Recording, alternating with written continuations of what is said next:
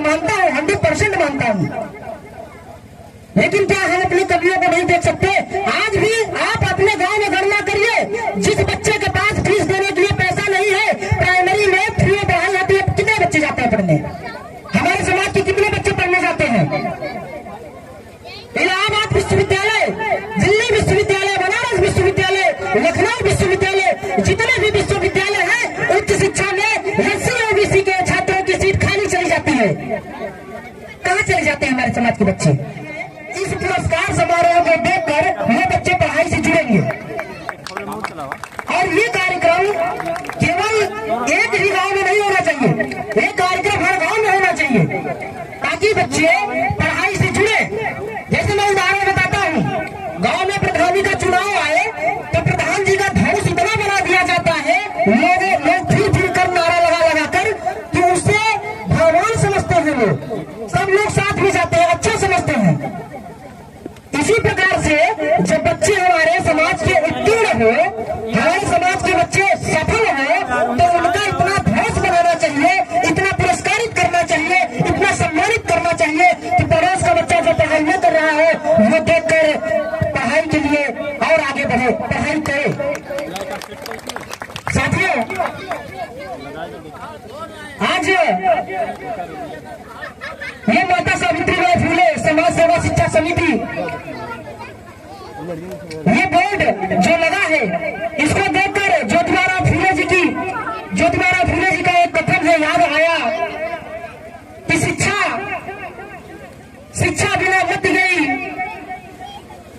मत बिना नीत गई, नीत बिना गति गई, गति बिना वित्त गया। एक शिक्षा मात्र ऐसा है जो सारे शूद्रों को विनाश कर दिया, एक शिक्षा मात्र सारे शूद्रों को विनाश कर दिया।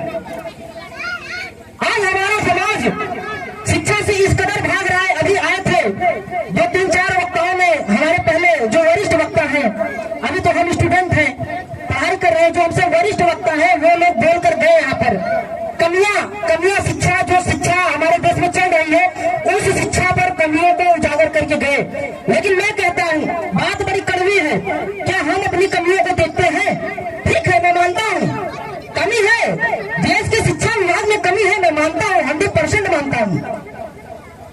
लेकिन क्या हम अपनी कमियों को नहीं देख सकते?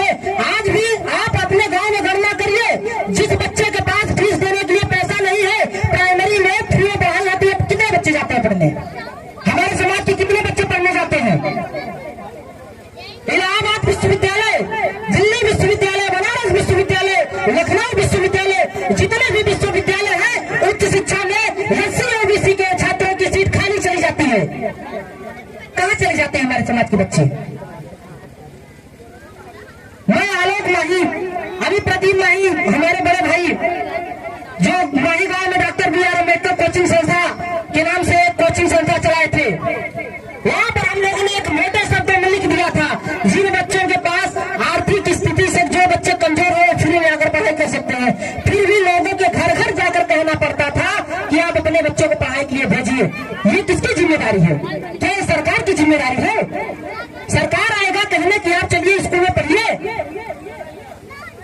आज वर्तमान समय में मेरी खुद की कोचिंग संस्था बेवारा में रामपुर में चल रही है, वहां पर बच्चे घर घर जाकर बुलाने पर भी नहीं आते। वहां भी मैंने लिखा है, आर्थिक रूप से पिछड़े जो बच्चे आर्थिक रूप से कमजोर हो, जिनके माता पिता फीस न दे पाते हो, वो बच्चे आकर हमारी संस्था में पढ़ाई करें। आज भी वर्तमान समय में बात कर रहा हूँ,